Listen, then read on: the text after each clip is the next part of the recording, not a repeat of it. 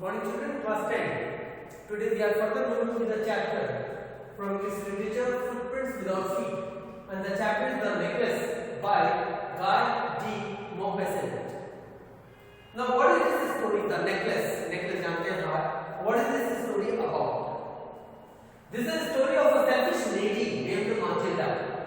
She is unsatisfied with her life as she wanted, not he, it is she. As she wanted a rich husband. She got married to a clerk. They are invited to a party. She borrows the necklace and it is lost. After that, she faces all the troubles in life. So it is a story of a lady, ambitious and selfish lady called Matilda. और किस तरह से वह बहुत rich बनना चाहते हैं, जिंदगी से सेटिस्फाइड नहीं होती और एक क्लर्क से उसकी शादी होती है जो कि बहुत ही एवरेज फैमिली से बिलोंग करते हैं, लेकिन वो एम्बिशियस होती है, रिच की उसकी ख्वाहिश होती है एक पार्टी अटेंड करने का मौका मिलता है जिसमें वो एक नेकलेस बोरो करती है फ्रेंड से और वो हो जाता है। उसके बाद जो परेशानियां जिंदगी की होती है वो बहुत ज्यादा परेशान कर देता है उसको। तो आइए let's start with the story. Matilda was very pretty, but due to ill fate, she was born in a family of clerks. Writer narrator ने क्या बात क्या तरीके से स्टार्ट किया कि माटिल्डा एक बहुत ही खूबसूरत प्रिटी वुमन होती है, लेकिन किस्मत खराब कि वह एक क्लर्क फैमिली में जन्म लेती है। She had no dowry, no hopes, न कोई दहेज देने की बात, यानी कि उतना धन दौलत नहीं कि उसको दहेज मिला पिता से, और ना ही कोई उम्मीद थी भविष्य में। She had no means to become known and loved by rich man, और उसका कुछ ऐसा साधन भी नहीं था जिससे कि वो रिच लोगों के बीच पॉपुलर हो, लोग उसे लाइक करें और उसके मैरिड हो किसी क्या बोलते हैं उसको रिच मैन से। So she married a clerk Mister Loisel in the education board office. तब उनका विवाह, मैटिल्डा का विवाह एक क्लर्क से होता है जिसका नाम है मिस्टर लॉयसन, जो कि एजुकेशन बोर्ड ऑफिस में क्लर्क होते हैं। Mathilde would think of beautiful things.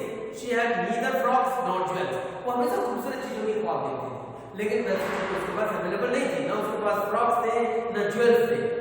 And she loved all these things, लेकिन उसको इन चीजों से काफी लगाव था। But she remained unhappy, she suffered due to it.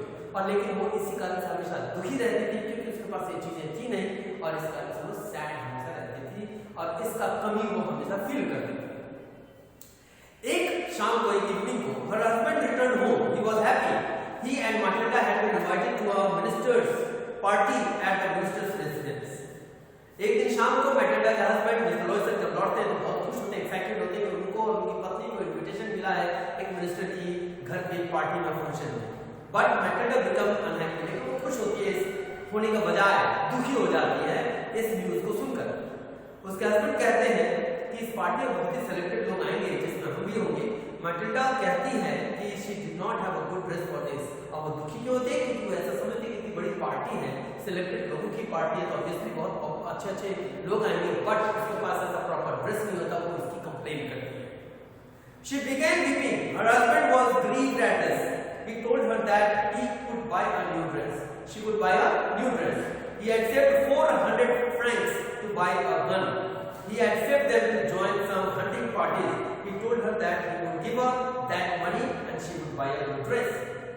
Matilda इस गम में कि उसके पास अच्छा पोशाक नहीं वहां पहनने जाने के लिए वो रोती है। उसका हस्बैंड उसको सांत्वना देते हैं, कहते हैं कि तुम नया ड्रेस खरीद सकती हो, कि मैंने तो 400 फ्रैंक्स बचा रखे हैं गन खरीदने के लिए, किसी गन पार्टी को अटेंड करने के लिए, ग्रुप में जाने के लिए, लेकिन वो पैसा मैं तुम्हें दे दूंगा, तुम उससे कपड़े खरीद सकती हो और ये एक अच्छा ड्रेस तुमको अवेल करा देगा ये पैसे।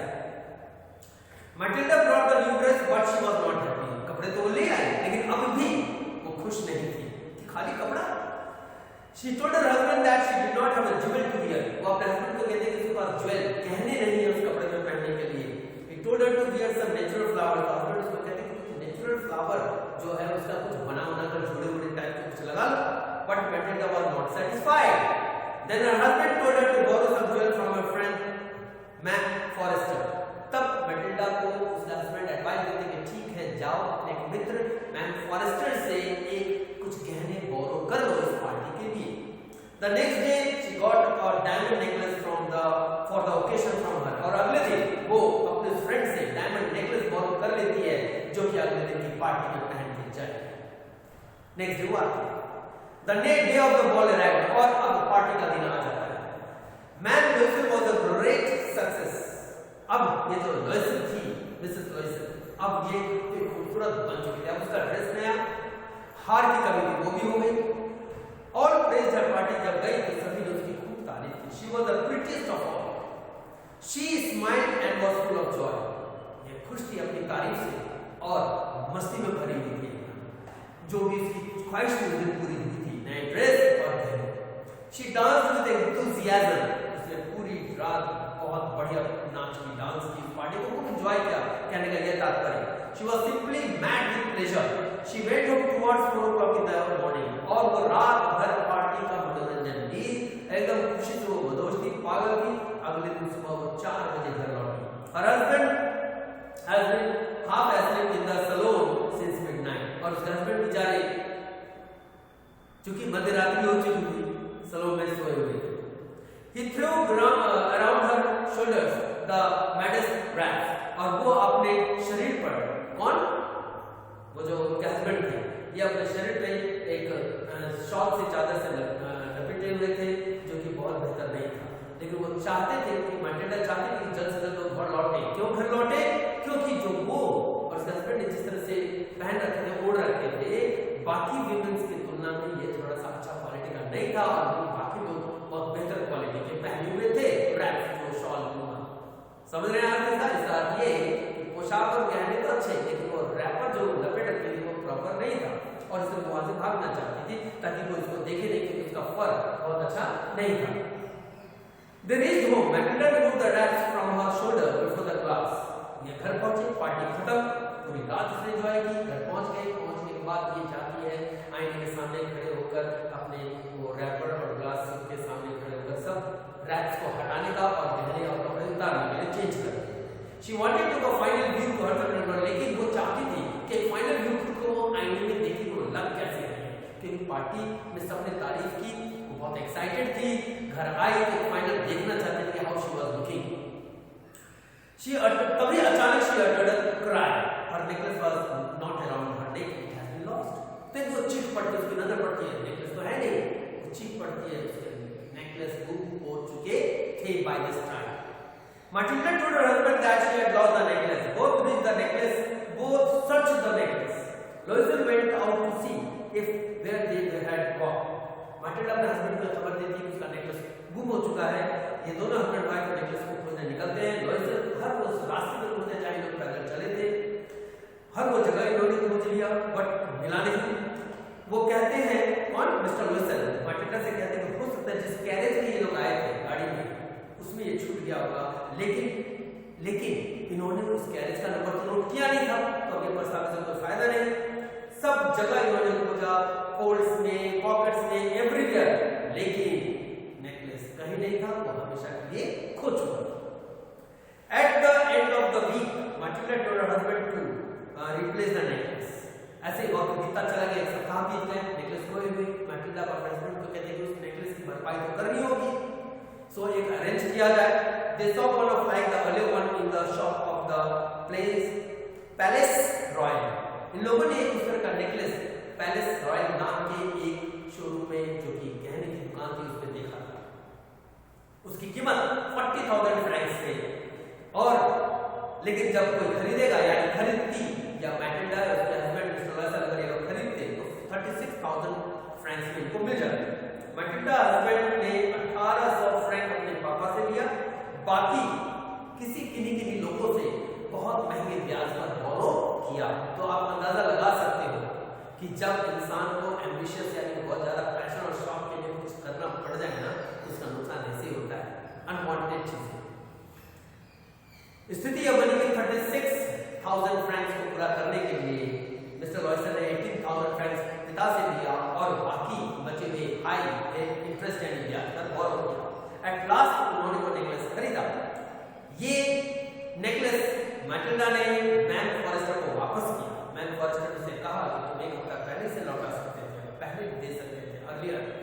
She might have needed that। She did not open the box at Matilda figured she would। और मैटिल्डा को लगा कि शायद इनकी आवश्यकता यह थी, उन्होंने बॉक्स मंगाया। मैन फॉरेस्टर ने वो लिया, लेकिन मैटिल्डा जैसा उम्मीद की थी कि खोल के चेक करेंगे, उन्होंने ऐसा नहीं किया और बॉक्स को रख दिया।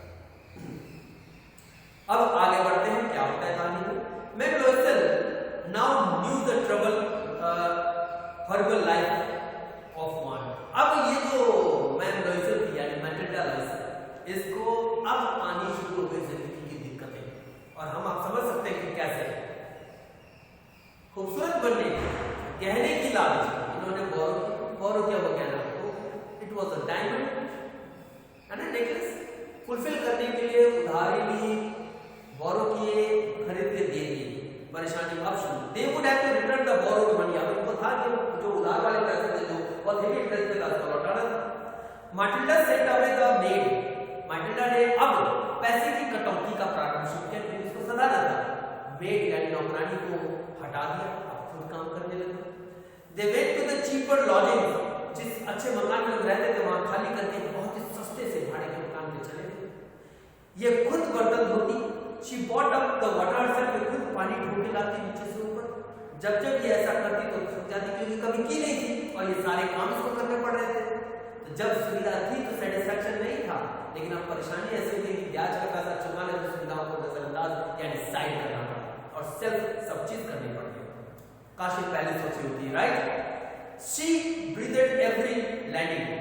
She haggled for every soul. हर एक पैसे के लिए ये मोल भाव करती है।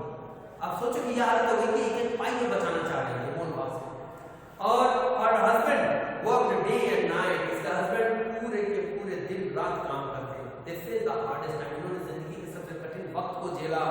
And this went on for 10 years. और ये सिलसिला पैसे की कटौती, नौकरानी को हटा देना, स्वयं काम लेना, दिन रात मेहनत करना, खुद सारा काम करना, बर्तन से लेकर घर का सारा, यानी ये सिलसिला 10 वर्षों तक जारी रहा जब तक ये पैसा न सका। Ma'am blossom now looked quite old. और अब इन 10 वर्षों में मैटिल्डा ब्लॉसम एकदम पुरानी बुजुर्ग सी, एकदम मतलब जिड सी अवस्था में हो गई। She looked a hard woman. अब वो एकदम रफ टफ सख्त महिला बन चुकी है, सॉफ्ट डेलिकेट खूबसूरत अब नहीं रही है। इसके हेयर बैडली से ड्रेस्ड, यानी कि कोई मतलब जैसे तैसे रखती थी, मतलब अब बालों पे भी कोई इंटरेस्ट इसका नहीं रहा कि चमकदार और एकदम शानदार जैसे तैसे। इसके कपड़े जो थे और ही थे। When her husband was in the office, she would sit before the window. She would then think of the times she thought that what would happen if she had not lost her office. और इसके कपड़े उल्टे पुल्टे कुछ भी कपड़े पहन लेते। पहले क्या था? अंदाज, हेयर का अच्छा से अरेंज होना, है ना, मेकअप में रहना, खूबसूरत दिखना, अच्छे पोशाक पहनना, सब खत्म। बात जैसे तैसे गंदे से, कपड़े कुछ भी उल्टे सीधे, और हमेशा चिंतित होती रहती। खिड़की में बैठ के जब उसके हस्बैंड ड्यूटी आवर्स में होते, खिड़की में बैठ कर चिंतन करके सोचती कि वो वक्त के बारे में, और यह भी सोचती कि कैसा वक्त गुजर रहा था, और यह सोचती कि अगर इसके नेकलेस गुम नहीं होते तो कैसा होता। तो अब पछताए हो गया जब चिड़िया चुग गई खेत। अब एक दिन, एक संडे के दिन, ये चैम्प्स एलिसिस में पार्क या रोड कहें, वहां ये वॉकिंग करते जा रही थी। तभी अचानक उसकी नजर एक महिला पे पड़ी जो एक बच्चे को लिए टहल रही थी। और ये वही महिला थी जो कहानी में पीछे हमने पढ़ा और सुना, वो था मैम फॉरेस्टर। आई थिंक जो सुन रहे हैं बच्चों, मैम फॉरेस्टर याद आ रहा है जिससे नेकलेस बॉल की थी मैटिल्डा ने, ये वही लेडी। आज भी she was looking pretty and attractive on ma'am Forrester. Ma'am Loisel यानी कि Mathilde Loisel was affected on seeing this. और उसने जब मैम फॉरेस्टर को देखा तो मैटिल्डा शॉक थी, अरे आज कितनी खूबसूरत और प्यारी हुई है, और उसकी हालत खत्म हो गई 10 वर्षों में। She went to her. Ma'am Forrester could not recognise Matilda. ये उसके पास गई, लेकिन मैम फॉरेस्टर ने मैटिल्डा को नहीं पहचाना क्योंकि इसकी पूरी की पूरी दशा बदल गई थी। Matilda talked about herself and what happened to her. लेकिन मैटिल्डा ने अपना परिचय दिया, अपने बारे में बताया क्या क्या हुआ। इसने सारी बात मैम फॉरेस्टर को बताया। At this, ma'am Forrester told her that the necklace she had lent her was artificial. और इस पर मैम फॉरेस्टर ने मैटिल्डा को क्या कहा, आप सुनेंगे तो जवाब फिनिशिंग कि जो गहने मैंने तुम्हें दिए थे यानी नेकलेस, कौन किसने कहा? मैम फॉरेस्टर ने। किसको? मैटिल्डा लुइसन को, कि मैंने जो तुम्हें गहने दिए थे, तुम मुझसे बोरो किए थे ना, वो सिर्फ एक आर्टिफिशियल गहना था यानी नेकलेस था, it was not a diamond. और इस तरह से कहानी हो जाती है समाप्त। तो this is how life changes अगर हम ज्यादा लालच, सेल्फिश और ओवर सोचें। इसलिए जिंदगी में कहावत भी है, जितना है उसमें एडजस्ट करना कुछ होना सीखें। So children, this is a message giving chapter, The Necklace by Guy T. Maupassant, and this is story of Matilda, the selfish lady. So chapter done, finished. What you have to do is listen to the video and solve the exercise.